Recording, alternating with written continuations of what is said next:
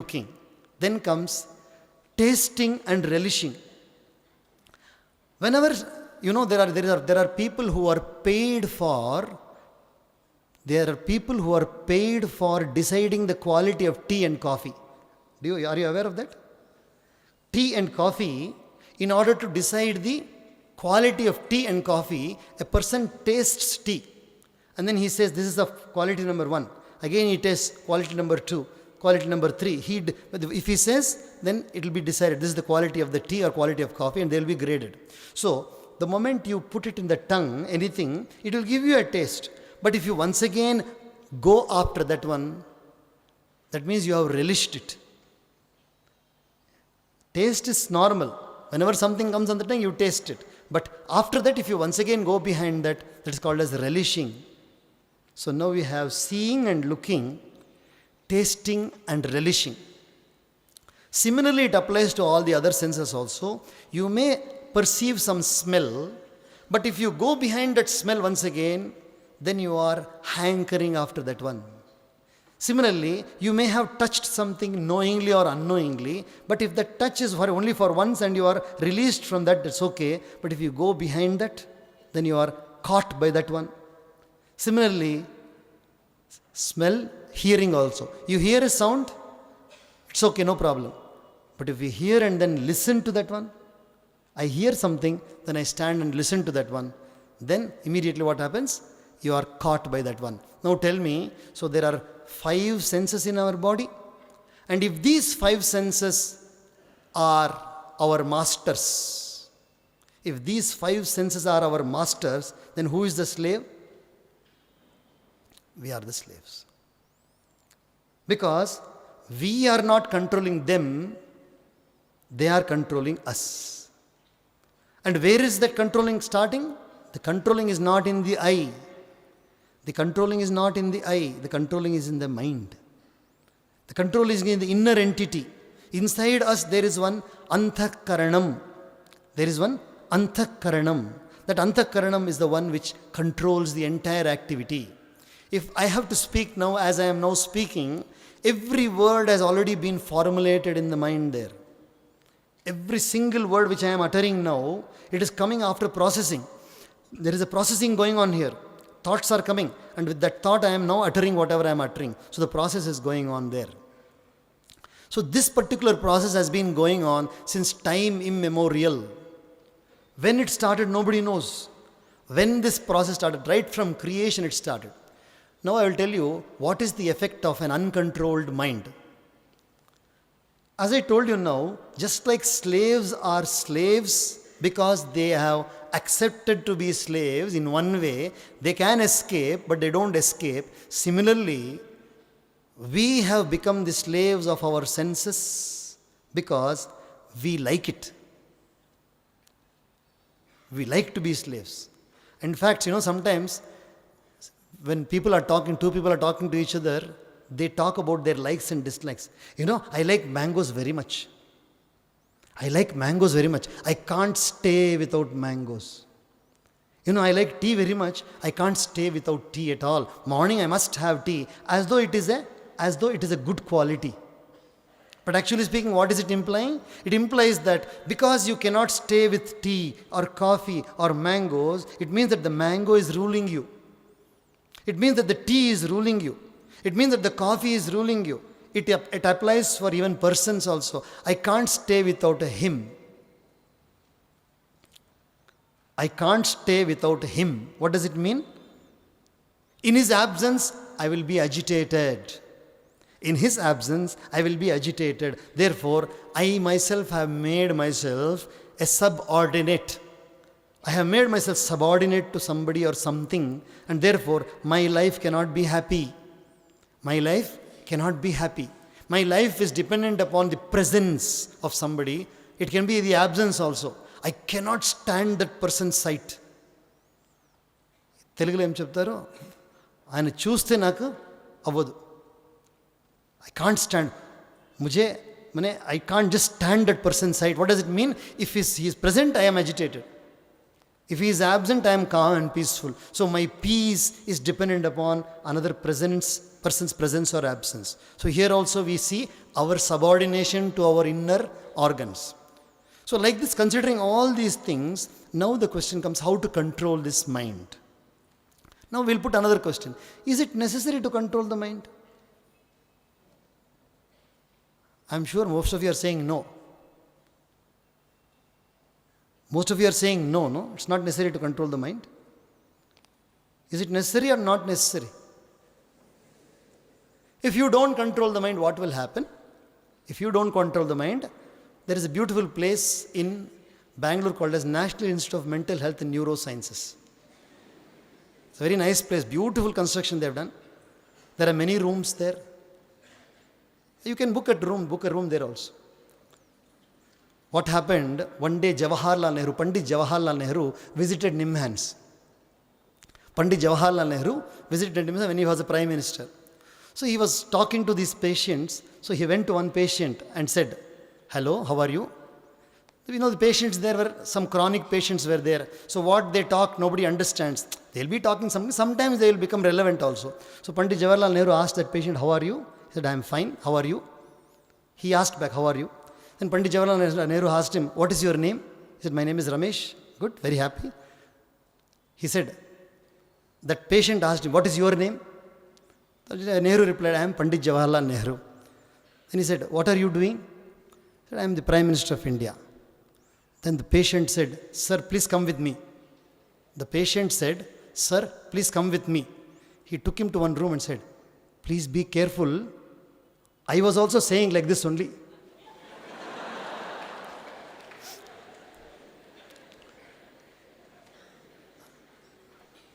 Earlier I also was saying like this, that's why they brought me here, be careful.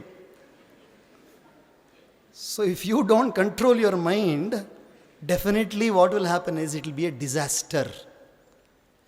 And this is explained very beautifully in the Kathopanishad by Yama Dharmaraja. He tells Nachiketa, "Hey Nachiketa, you understand this body in a different example. I will tell you what it is. Atmanam rathinam viddhi. You understand that this Jivatma or the soul is the Rathi, the one who is traveling in the chariot. Atmanam Rathinam Viddhi means you understand this Jivatma to be the person, not the charioteer, but the person riding the chariot, who is in the chariot. So the body is the chariot and the Atma is the Rathi. Shariram Rathamevatu. The body is the Ratha. Indriyani Hayanahu.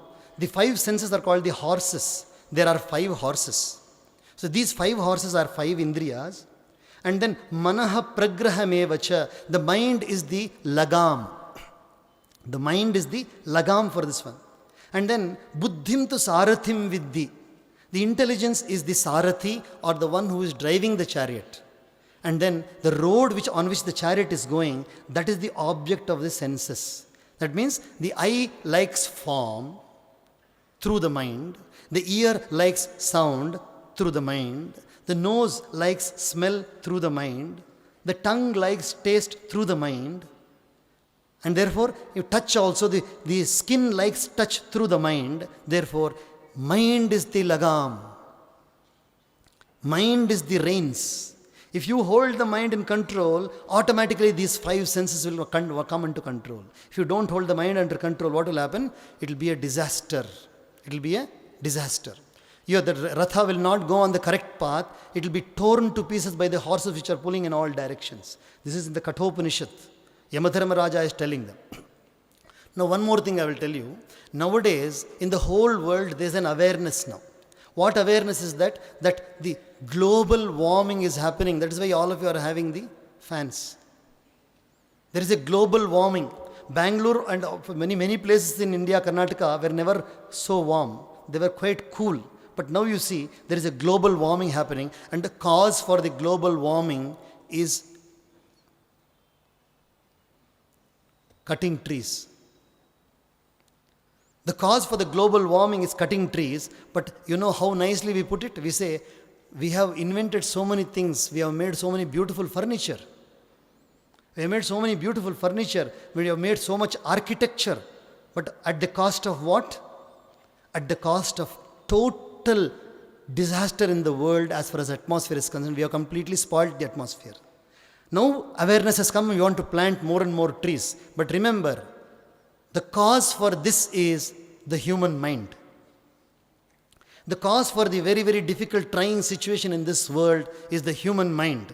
You know how many human minds are involved today at this moment? Coincidentally, yesterday at 6:30 in the morning, I just referred. How many people are in this world today? On the globe, there are 742 crores of people living on this world now. The population of the world is 742 crores, which means 7.42 billion people are there. In India alone, we have 132 crores of people living. In Andhra Pradesh, we have about 50 million people living. All these people have got a mind. And each one of these minds is working according to his wish and pleasure. Each one of these minds is working, remember. Everybody's mind is working. And each one is influencing the world in some way or the other. Everybody is trying to change something in some manner or the other. They don't want things as they are. They want to change it. And everything starting from the mind only. Whenever you build a building, let us say I want to construct a building, you know the first person to whom we go? We go to the architect. We go to the architect because this solid three-dimensional structure has got its inception in the mind. The entire complete concept starts from the mind only. And if that mind gives a good information for the welfare of the world, then what is going to be built is going to be for the welfare of the world. If the mind gives something wrong, then what is going to come is going to be detrimental to the world. Similarly, clothes, whatever clothes you are wearing now, these are not just made like that. They have come from some mind. The color has come from some mind. The chairs you are sitting down, they have come from some mind. The colors of the paintings of the wall, they have come from the mind. Everything has its origin in the mind only. Everything starts from the mind only. In the Lalita Sahasranama, we say Chidagni Kunda Sambhuta. Devi is called Chidagni Kunda Sambhuta. Chid Agni. Chit means the contemplating entity in us. She comes out of that. Chidagni Kunda Sambhuta. So now you understand that within us there is a very, very powerful entity called as mind. Very powerful entity called as mind. As I told you, the clinicians or the medical science says that the mind is present in the brain. But please understand, in the beginning of the world, now I can tell you that you are the people who are changing the world. Who made the plan for the world itself? Who is the one who made the plan for the world? You might have heard of the Big Bang Theory. Have you heard of the Big Bang Theory? It is a theory which says that the entire universe came from one dot. The entire universe started from one dot. From the dot started expanding, and today also it is expanding. It's becoming a universe. That was the old theory, Big Bang Theory. Now you see, you inquire and you will find there is a new theory called as Big Brain Theory. There is a new theory which says big brain. That means the entire universe has come from one cosmic mind. The entire universe has come from a cosmic mind. When I say cosmic mind, means the word cosmos means everything. The word cosmos is everything. In our Sanskrit lore we say Brahmanda. And we say Brahmanda. So the Brahmanda Karta, the Brahmanda from where it has come from the divine mind. The Brahmanda has come from the divine mind. And at the time of creation, what happened was, this Brahmanda Karta, the Paramatma, he did not want to continue to do his activity of changing the world, so he divided the responsibility of changing the world into two. The responsibility of the changing the world or maintaining the world was divided into two. One portion was given to nature. One portion was given to nature. So nature, you see, you have rains, you have sun and moon rising and setting, you have the stars, you have the seas, you have the cyclones, you have so many other things happening naturally. You have the volcanic eruptions, you have so many things going on naturally, and also birth and death. Birth and death also is going on naturally in the world. So that is half the responsibility. The remaining half was not given to animals. The remaining half was not given to serpents. The remaining half responsibility of the world was given to human beings. The remaining half responsibility of maintaining the world order was not given to any other living being other than man. At this juncture, we should understand the difference between a human being and an animal. I asked a child once, what is the difference between a human being and an animal? The child replied, Swamiji, human beings have 2 legs, animals have 4 legs. That is the reply given by the child. What is the difference between animals and human beings? It is for us to contemplate now. In a Sanskrita Subhashita, they say, Ahara Nidra, Bhaya Maithunadi, Samanyametat Pashubhir Naranam, Jnanam hi tesham adhiko visheshaha, Jnanena hina Pashubhis Samanaha. Ahara Nidra. Is there any difference between our hunger and animals' hunger? Animals also feel hungry, and when they feel hungry, they will also go for food. And when a human being is hungry, he also will go for food. When the Nidra, when you feel tired, automatically you fall asleep. And when the animals feel tired, they also fall asleep. There is no difference. Food, there is no difference. Sleep, there is no difference. And third one, all the process of having children, the process of having progeny, there also they have progeny, humans also have progeny, there's no difference. And then bhaya, fear, animals also have fear, we also have fear. In what way are we different than the animals? There is no necessity for repeating this, just think it over. Sleep, food, progeny, and then fear. In all 4 aspects, man is equal to animals only. We may say that I have food in the plate, I have food with fork and knife, I have food with different types of dishes I have. But what is it? For what are you having it? Either to satisfy your tongue or to satisfy your hunger. The cause is the same. You either satisfy your appetite or you satisfy your tongue. That is only the cause. There is no other cause. So when you know that this is the cause, the same cause only animals are also eating.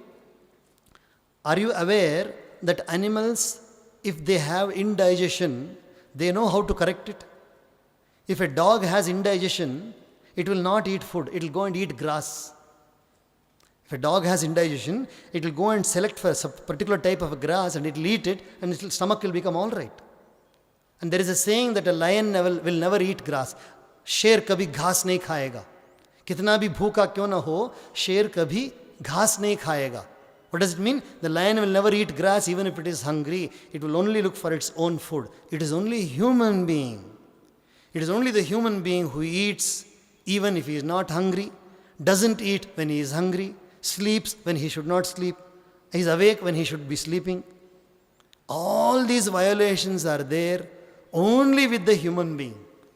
Then other animals and birds and reptiles and all these things, they have a natural instinctive behavior, whereas human works with the brain. He works with his intellect. And then he says, for example, there is a good part of it also. There is the positive aspect of the human being also.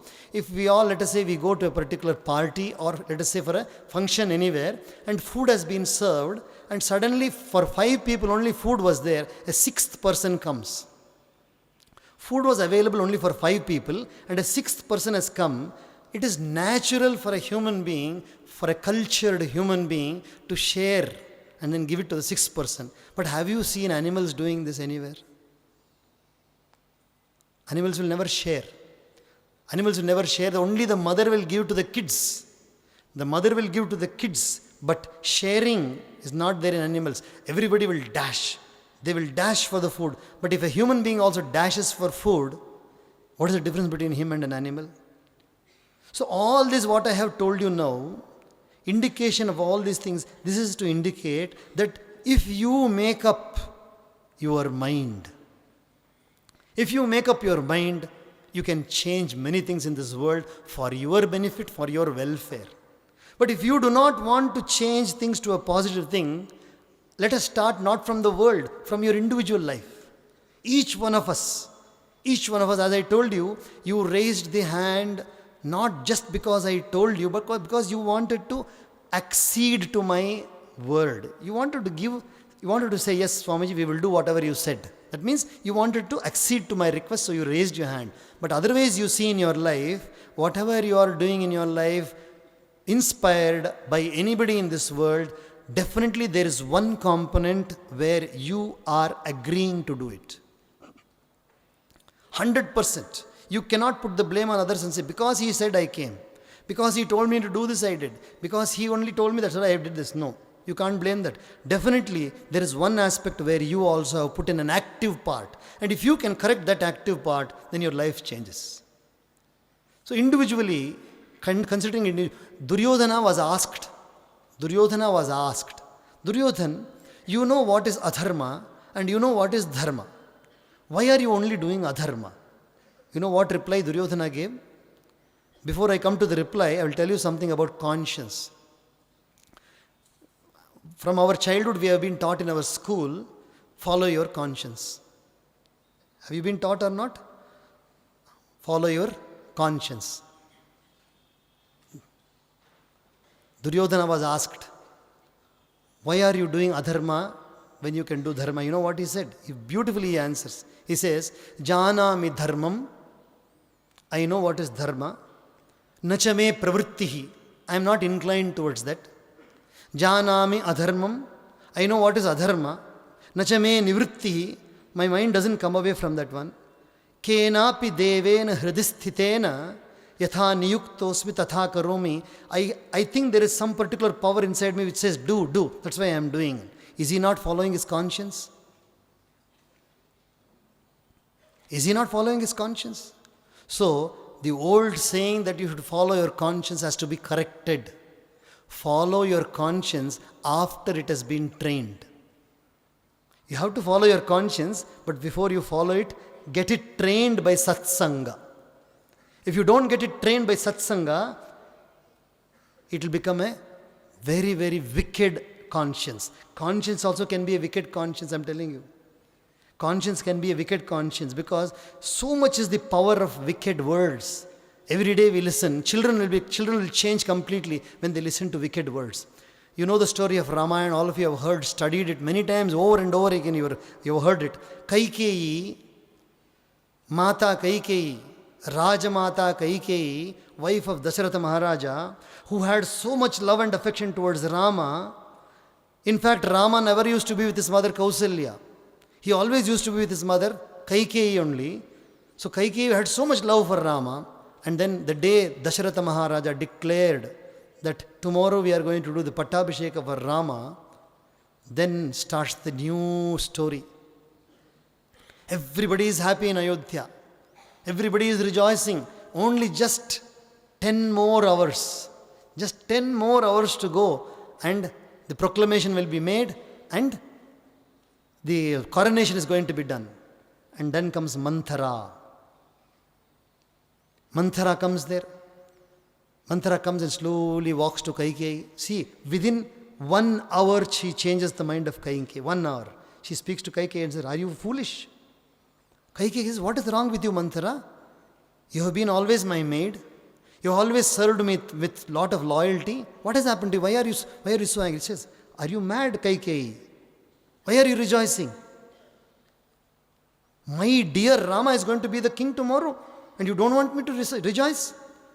Ari pagli, kannada mein kya bolte hucci, pichi vadu, pichi ayipunda niku.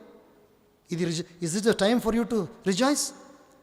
Don't you know that you are going to become the slave of Rama? And your son Bharata is going to be the slave of Rama? Don't you realize that? Then Kaikeyi says, what are you talking, Manthara? Get out of my sight. And Manthara says, I am not going to go. You can beat me, kick me, whatever. I am telling you in your welfare only. Don't you understand that do you want to become the slave of Rama? Tomorrow he is going to sit on the throne and Bharata has to be at his feet. Don't you want your son to become the king? Just a few words